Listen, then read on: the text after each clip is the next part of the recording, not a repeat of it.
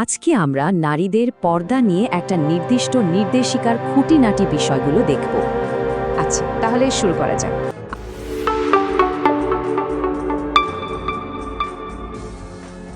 আমাদের পুরো আলোচনাটাই কিন্তু এই নির্দেশিকাটার উপর ভিত্তি করে।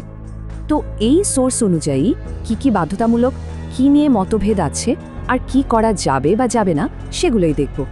শুরুতেই এই গাইডলাইন বলছে, পর্দা হলো প্রাপ্তবয়স্ক মুসলিম নারীদের জন্য একটা ফরজ বা বাধ্যতামূলক বিধান। এখানে কোরআনের উদ্ধৃতি দিয়ে বলা হয়েছে, নারীরা যেন তাদের সৌন্দর্য প্রদর্শন না করে এবং ওড়না দিয়ে বুক ঢেকে রাখে। আরও একটি আয়াতে বিশ্বাসে নারীদের চাদর দিয়ে নিজেদের শরীর আবৃত করার নির্দেশনার কথাও বলা হয়েছে। এখন প্রশ্ন হলো, এই গাইডলাইন অনুযায়ী ঠিক কোন কোন অংশ ঢাকতে হবে?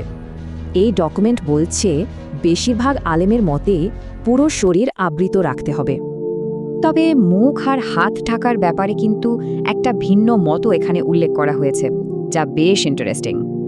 চলুন এবার দেখি এই গাইডলাইন অনুযায়ী কোন কোন কাজগুলোকে নিষিদ্ধ বলা হয়েছে। এখানে পরিষ্কার করে বলা আছে, টাইট বা পাতলা কাপড়ের মতো কিছু পোশাক পরা যাবে না। কিছু নির্দিষ্ট কাজও নিষিদ্ধ, যেমন বাইরে সুগন্ধি ব্যবহার করা বা গায়ের মাহরাম পুরুষের সামনে চুল খোলা রাখা। বিষয়টা বোঝানোর জন্য একটা হাদিসের উদ্ধৃতিও দেওয়া হয়েছে, যা অনুপযুক্ত পোশাকের নারীদের বিষয়ে। অন্যদিকে এই ডকুমেন্টে কিছু অনুমোদিত কাজের একটা তালিকাও দেওয়া আছে। এর মধ্যে ঢিলেঢালা, ফুলহাতা পোশাক পরা এবং নির্দিষ্ট আচরণবিধির কথাও বলা হয়েছে। দৃষ্টি সংযত রাখা, এমনকি ডিজিটাল পর্দা মেনে চলার মতো আচরণগত পরামর্শও কিন্তু এখানে দেওয়া হয়েছে। তো এই নিয়মগুলো কেন এত গুরুত্বপূর্ণ? এই নির্দেশিকার আসল উদ্দেশ্যটা কি? এখানে তিনটা মূল উদ্দেশ্যের কথা বলা হয়েছে: সৃষ্টিকর্তার আনুগত্য, ব্যক্তিগত নিরাপত্তা আর শালীনতা।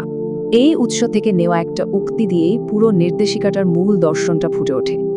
সব শেষে একটা প্রশ্ন থেকেই যায়, এই সময় সমাজে এই নির্দেশিকাগুলো আসলে কিভাবে দেখা হয়?